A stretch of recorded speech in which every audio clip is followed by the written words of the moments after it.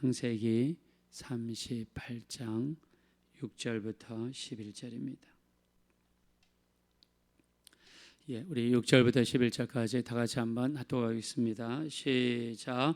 유다가 장자 엘을 위하여 아내를 데려오니 그의 이름은 다말이더라.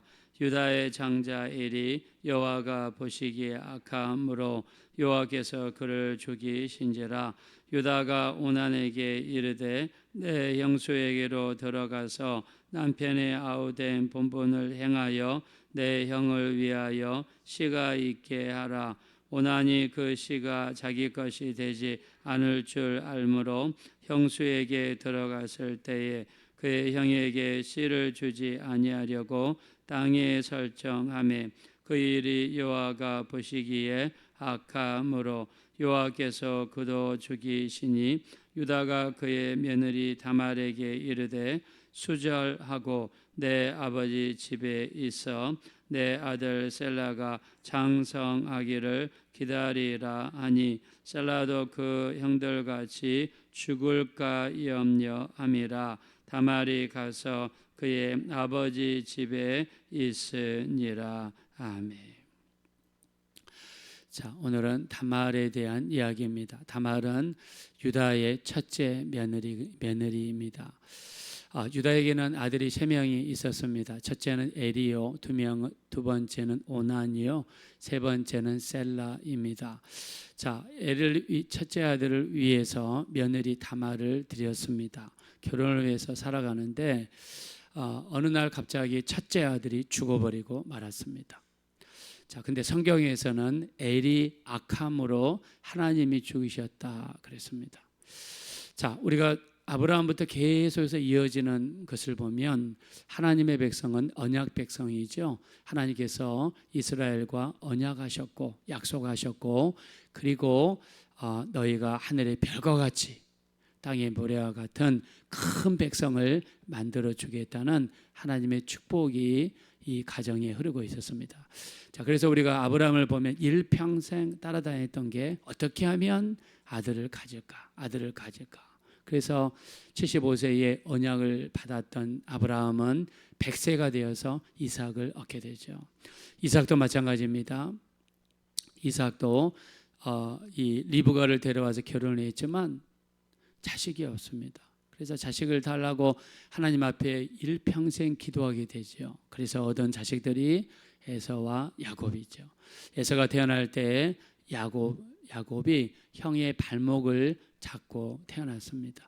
자, 야곱은 또 이 하나님의 언약을 너무나 잘 알고 있습니다. 그래서 12명의 아들들을 얻게 되죠. 자, 이 중에 네 번째로 태어난 아들이 유다입니다. 자, 유다도 잘 알고 있습니다. 우리 가문에는 하나님의 언약이 있는데 하늘의 별과 같이 땅의 모래와 같이 이런 백성을 만들어 주시겠다. 그래서 이들이 받은 사명은 어떻게 하든지 많은 자손을 낳아서 번창해야 되겠다는 일종의 가훈처럼 여겨졌습니다. 자, 근데 엘이 갑자기 죽었어요. 그래서 성경학자들이 이렇게 생각합니다. 엘은 하나님의 언약을 기억하지 못하고 거기에 충실하지 못했던 것 같다. 그래서 엘이 죽은 것 같다. 이렇게 해석을 합니다. 자, 두 번째도 마찬가지죠. 둘째가 형수랑 결혼을 합니다. 이스라엘에는 형사 치수제라고 있습니다. 형이 죽으면 형수를 아내로 취하는 제도입니다. 자, 이 제도는요, 형이 장자권을 가지고 있기 때문에 형의 장자권을 계속해서 이어드리기 위한 목적도 있고요. 두 번째는 여성을 보호하기 위한 목적입니다. 여자가 결혼해서 자식이 없는 것은 그때 당시에 큰 수치로 여겼어요. 자, 형님이 자식이 없이 죽었어요. 그럼 이 여자는 소박을 맞아서 친정에 돌아가 일평생 사람들의 손가락 속에서 어려움을 겪어야 됩니다. 자, 근데 이런 것을 방지하기 위해서 둘째 아들이 있으면 둘째를 형수와 결혼을 시켜서 자식을 낳게 합니다. 자, 그러면 거기서 난 자식은 둘째 것이 되는 것이 아니라 큰형님 호적에 올리고 큰형님의 자식들이 되고 둘째가 모든 재산도 큰형님 것이 됩니다. 자, 그러니까 둘째 오난이 형수랑 결혼했는데 이걸 이렇게 하기 싫단 말입니다. 형님의 것이 되기 싫으니까는 결혼은 했으나 형수랑 잠을 잘 때 밖에다가 설정을 했습니다. 그래서 하나님께서 이거 보시기에 너무 악하기에 둘째도 죽어버리고 말았습니다. 자, 시아버지 입장, 유다의 입장에서 보니까 아니 다말이라는 며느리가 들어와서 이 며느리가 들어온 다음에 첫째 아들도 죽고 둘째 아들도 죽고 계속해서 죽는단 말입니다. 근데 순서상으로 셋째도 다말한테 며느리한테 줘야 되는데 더 이상 주기를 원치 않습니다. 자, 왜 그랬는가? 자, 성경 말씀 한번 보실까요? 우리 11절 보겠습니다. 다 같이 읽겠습니다. 시작. 유다가 그의 며느리 다말에게 이르되 수절하고 내 아버지 집에 있어 내 아들 셀라가 장성하기를 기다리라 하니 셀라도 그 형들같이 죽을까 염려함이라. 다말이 가서 그의 아버지 집에 있으니라. 네, 며느리한테 이야기합니다. 친정에 가 있어라. 수절하고 있어라. 그리고 막내 아들 셀라가 클 때까지 기다려라. 근데 사실은 여기 성경에 보니까 줄 마음이 없어요. 그냥 셋째 아들이 형들같이 죽을까 해서 죽을까 봐가지고 아이고 우리 집에 이렇게 센 며느리가 들어왔냐. 그러니까 자기 자신을 못 보는 거예요. 사실은 엘이 잘못해서 하나님이 죽이신 거고 오난이 잘못해서 하나님이 죽이신 건데 유다는 그 모든 책임을 며느리에게 돌리고 있습니다. 여러분 그거 아십니까? 여자가 시집 와가지고 계속해서 딸을 낳으면 집안에서 며느리를 달달 볶죠. 너는 어떻게 된 몸이길래 딸만 낳느냐. 사실은 딸이 나는 것은 남자의 유전자에 관련되어 있습니다. 정자 속에 있는 Y 원색체가 여자 몸속에서 어떻게 들어가냐에 따라서 딸을 낳느냐 아들 낳느냐 그 결정은 전적으로 남자에게 달려 있는 거예요. 여자는 아무런 문제가 없습니다. 유전적으로 과학적으로. 근데 옛날에 모르던 시절에는요 딸만 낳으면 무조건 여자만 그냥 족칩니다. 여자가 돌아가지고 우리 집에 그냥 딸만 생겼다고. 심한 집은요 둘째 며느리도 봅니다. 다말은 억센 여자로 간주되어서 친정으로 보냄을 받았습니다. 근데 실제로 시아버지 유다는 막내 셀라를 줄 생각이 전혀 없었습니다. 자, 다말은요 우리가 마태복음 1장에 보면 원래 이스라엘의 호적에는 여자 이름이 못 올라갑니다. 남자 이름만 올라가고 갑니다. 자, 근데 마태복음 1장에 보면 여자 이름이 5명이 나와 있어요. 그 중에 첫 번째로 나온 이름이 바로 다말입니다. 두 번째는 기생 라합이죠. 세 번째는 루시죠. 네 번째는 우리아의 아내 바세바입니다. 다섯 번째는 요셉의 아내 마리아입니다. 자, 이 5명의 여자들은요 정말 믿음이 대단한 여자들입니다. 자, 그중에 첫 번째가 다말인데 다말은 유다의 집에 시집 와가지고 이 집안에 하나님의 언약이 흐르는 것을 발견합니다. 그리고 여호와 하나님의 신앙을 갖습니다. 여호와 하나님의 신앙은요 하나님만이 이 세상을 창조하셨고 하나님만이 우리 인생의 주인이시고 하나님만이 우리를 천국으로 인도할 수 있는 우리의 구세주가 되시는 줄로 믿습니다. 다말은 여기에 대한 눈이 뜨인 겁니다. 그래서 이 가문에 하나님의 언약이 흐르는 것을 발견했어요. 어떻게 하든지 간에 이 집안에서 씨를 받아서 자기의 몸으로 하나님의 언약을 이어가고 하나님의 축복을 이어가고자 하는 눈이 열린 여자가 바로 다말입니다. 그래서 다말이요 이 시아버지의 남봉꾼 기질을 이어가기로 합니다. 시아버지가 잘 다니는 길을 위치합니다. 자, 그리고 얼굴을 가립니다. 이때 당시에 얼굴을 가리는 여자는 바로 기생이나 창녀였습니다. 자, 자기 과부가 입는 옷이 있는데 그 과부가 입는 옷을 벗습니다. 그리고 이 창녀가 입는 옷을 걸치고 그 다음에 자기 몸매가 드러나도록 온몸을 강하게 감습니다. 그리고 시아버지가 다니는 그 길목에 딱 자리를 잡고 있어요. 시아버지가 그 길을 지나가다가 남봉꾼의 기질이 발휘합니다. 자기 며느리인지도 모르고 내가 얼마를 주고 너에게 들어갈 수 있느냐, 내가 염소 새끼 하나 주면 되겠느냐. 그러니까 이 창녀로 가장한 다말이 이렇게 이야기하죠. 당신의 도장과 끈과 지팡이를 주십시오. 도장은 인감 도장입니다. 그 집안을 대표하고 집 문서를 도장을 찍을 때 사용하는 인감 도장을 달라는 거예요. 인감 도장은 집마다 다릅니다. 그러니까 다말이 지혜롭죠. 나중에 자기가 공경에 처했을 때 자기 자신을 변호하기 위해서 도장을 달라는 거예요. 여러분, 요즘에 핸드폰 하실 때 녹음을 하죠. 계약을 하실 때, 아니면 중요한 이야기를 하실 때 꼭 녹음을 하세요. 그래서 여러분을 지킬 수가 있어요. 이번에 우리 어떤 큰 재판도 보니까 그 녹음을 해가지고 그 사람이 어떤 일을 한 것을 이렇게 딱 드러나잖아요. 그건 자기를 보호하기 위한 방법이에요. 자, 이 도장을 달라는 거는요, 아주 빼도 박도 못하는 그 사람의 신분증을 달라는 겁니다. 시아버지 도장을 주십시오. 그 다음에 끈을 주세요. 끈이 무엇입니까? 이 중동 지방은 원피스를 입잖아요. 바람이 많이 붑니다. 바람이, 이 옷이 바람에 날아가는 걸 방지하고 속옷이 드러나는 걸 방지하기 위해서 이렇게 옷을 이렇게 한 다음에, 이 지금은 단추가 있지만 그때는 없으니까 끈을 이렇게 묶어가지고 자기 몸 단장하는데, 세 번째 지팡이를 주시오. 지팡이는 가다가 곰이 나타나거나 늑대가 나타나거나 자기를 보호하는 호신 무기입니다. 자, 근데 이거를 달라는 것에 두 번 생각하지도 않고 그냥 도장도 줘버리고 끈도 줘버리고 그냥 육신의 정욕에 눈이 멀어서 이렇게 다 줘버렸단 말입니다. 그리고 이제 다말은 다시 자기 친정으로 돌아갑니다. 그리고 창녀 복장을 벗고 가부 복장을 입습니다. 그리고 나서요, 이 유다가 자기가 지금 준 게 인감 도장이잖아요. 그러니까는 그걸 찾아와야 되지 않습니까? 그래서 염소 새끼를 사람 편에 보내서 그 동네에 창녀를 찾아가지고 죽어라. 근데 갔던 사람이 그 동네에는 창녀가 없다는 거예요.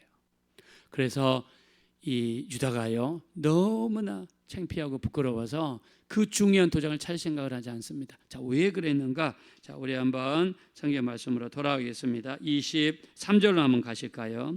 창세기 38장 23절. 자, 다 같이 한번 읽겠습니다. 시작. 유다가 이르되 그로 그것을 가지게 하라. 우리가 부끄러움을 당할까 하노라. 내가 이 염소 새끼를 보냈으나 그대가 그를 찾지 못하였느니라. 네, 그 도장을 찾아오기 위해서 염소 새끼를 보냈는데 그 동네에는 창녀가 없다는 거예요. 다시 돌아온 거예요. 그래서 포기하자.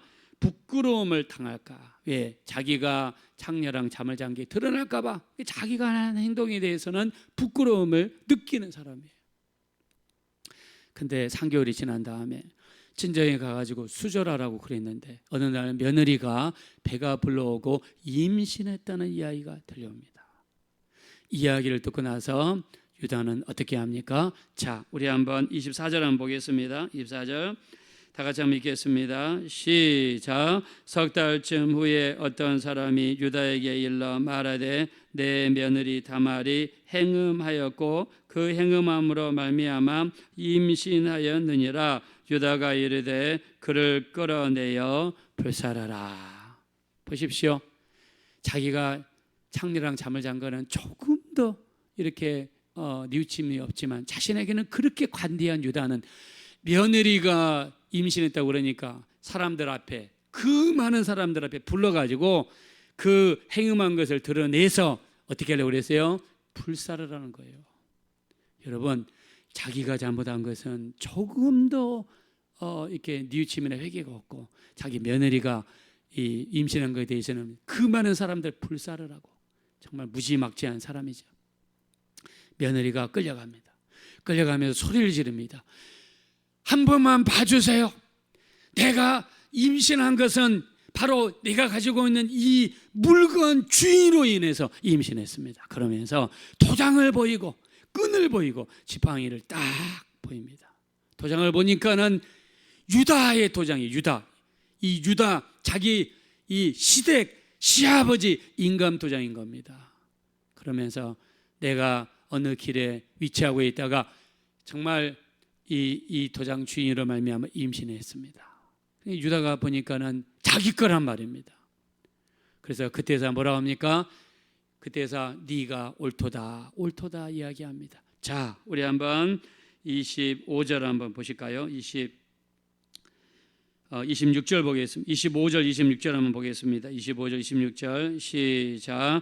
여인이 끌려나갈 때에 사람을 보내어 시아버지에게 이르되 이 물건 임자로 말미암아 임신하였나이다. 청하건대 보소서 이 도장과 이 끈과 지팡이가 누구의 것이니까 한지라. 유다가 그것들을 알아보고 이르되 그는 나보다 옳도다. 내가 그를 내 아들 셀라에게 주지 아니하였음이로다 하고 다시는 그를 가까이 하지 아니하였더라. 아멘.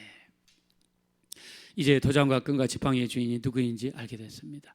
유다도 이 시아버지 유다도 형사 치손죄가 있으니까 막내 아들을 주지 않으니까 이 다말이 어떻게 하든지 우리 집안에 흐르고 있는 하나님의 언약, 하늘의 별과 같고 땅의 모래와 같은 이런 놀라운 하나님의 약속을 잇기 위한 행동이었음을 듣고 나서 유다가 칭찬하죠. 옳도다. 네가 하는 행동이 옳도다. 너를 불사르게 죽이거나 할 이유가 전혀 없도다 하고 다말을 칭찬했습니다.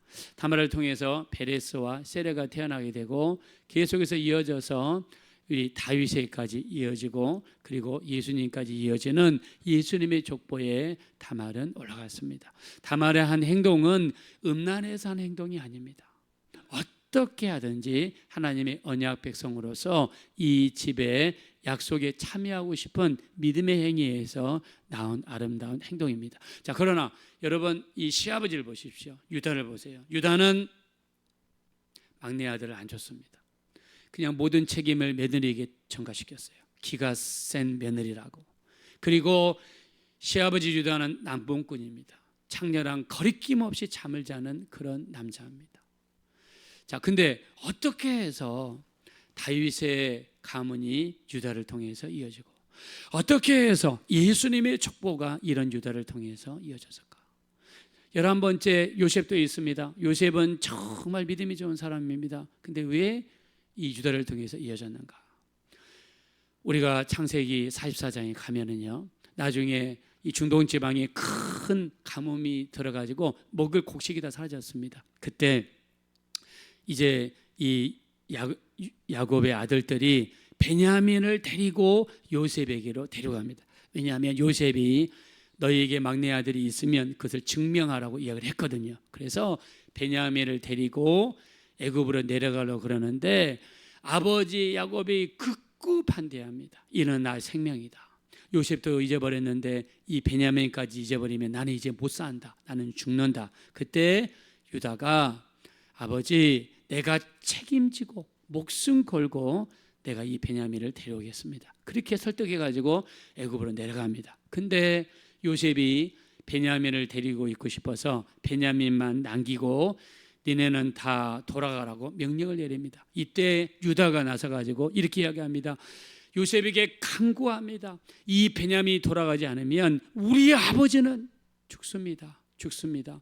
가장 사랑하는 아들 요셉도 짐승에게 물려가서 죽은 줄 알고 계시는데 베냐민을 데려가지 않으면 우리 아버지 죽습니다. 우리 아버지 좀 살려주십시오. 베냐민을 대신 보내주시고 나를 당신의 종으로 만들어주세요 하면서 간곡하게 베냐민을 살리기 위해서 자기 자신을 볼모 삼아달라고 간절히 베냐민을 살리기 위해서 노력하는 모습이 나와 있습니다. 하나님께서는 이런 유다를 보시고 자기 목숨까지 내놓으면서 베냐민을 살리기 위해서 목숨까지 내놓았던 그 유다의 아름다운 모습을 보시고 유다를 통해서 하나님의 역사를 이루지 않았나 이렇게 많은 성경학자들이 생각하고 있습니다. 우리 하나님은요 100가지 중에서 우리가 99가지를 잘못한 것이 있더라도 그 모든 것을 회개하고 하나님 앞에 돌아와 한 가지만이라도 잘하면 그 한 가지만 보시고 우리를 축복하시는 하나님이 되시는 줄로 믿습니다. 자, 그래서 우리가 가장 중요한 것은 어떻게 하면 하나님을 기쁘시게 할까? 어떻게 하면 하나님 마음이 합한 자가 될까? 그래서 우리 하나님은 교만한 자를 대적하시고 겸손한 자에게 은혜를 주신다 말씀하시죠. 사도 바울도 마찬가지입니다. 고린도전서 15장 8절에 만삭되지 못하여 난 자 같은 내게도 나타나셨느니라. 나는 사도 중에 가장 작은 자라.